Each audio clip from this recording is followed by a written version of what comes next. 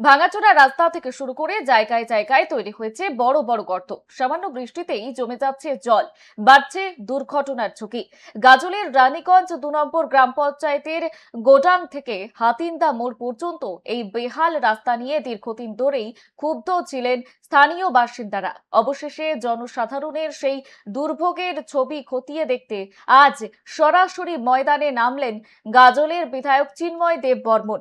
এলাকার সাধারণ মানুষদেরকে সঙ্গে নিয়ে আজ তিনি পুরো রাস্তাটি পরিদর্শন করেন।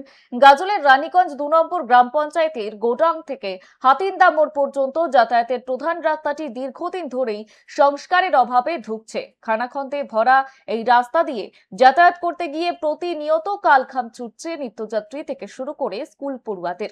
আর সেই নিয়ে ক্ষোভ জমছিল এলাকায়। আজ অর্থাৎ সোমবার সেই বেহাল রাস্তার হাল হকিকত খতিয়ে দেখতে পরিদর্শনে যান গাজলের বিধায়ক চিন্ময় দেব বর্মন। এলাকার সাধারণ মানুষের সঙ্গে কথা বলেন তিনি এবং এই নিয়ে সাধারণ মানুষদেরকে সঙ্গে নিয়ে পায়ে হেঁটে পুরো রাস্তাটি তিনি ঘুরে দেখেন। গ্রামবাসীরা বিধায়কের কাছে তাদের নিত্যদিনের সমস্যার কথা তুলে ধরেন। বিধায়ক তাদের সমস্ত অভাব অভিযোগ মনোযোগ দিয়ে শোনেন এবং দ্রুত সেই রাস্তাটি মেরামতের আশ্বাস দেন।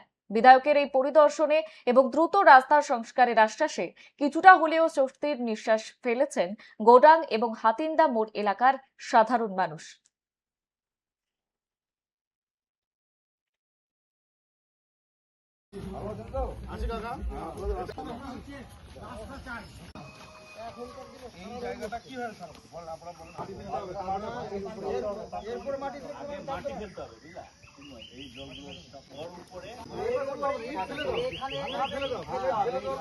কোথায় আছিস?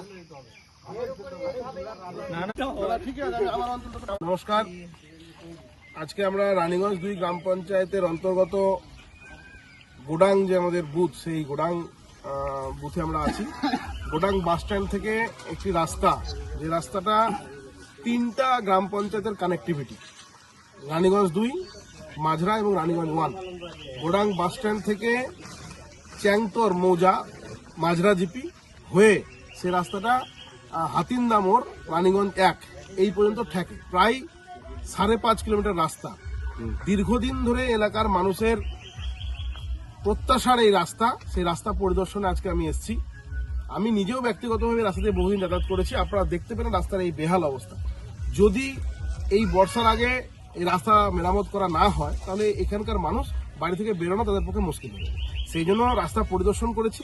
আমি নিজে ব্যক্তিগতভাবে উদ্যোগী হব এবং আগামী দিনে আমাদের যে ব্লক প্রশাসন বা জেলা প্রশাসনিক যে দপ্তরগুলো আছে তাদের কাছে আবেদন করব যাতে করে অতি দ্রুততার সঙ্গে এই রাস্তাটা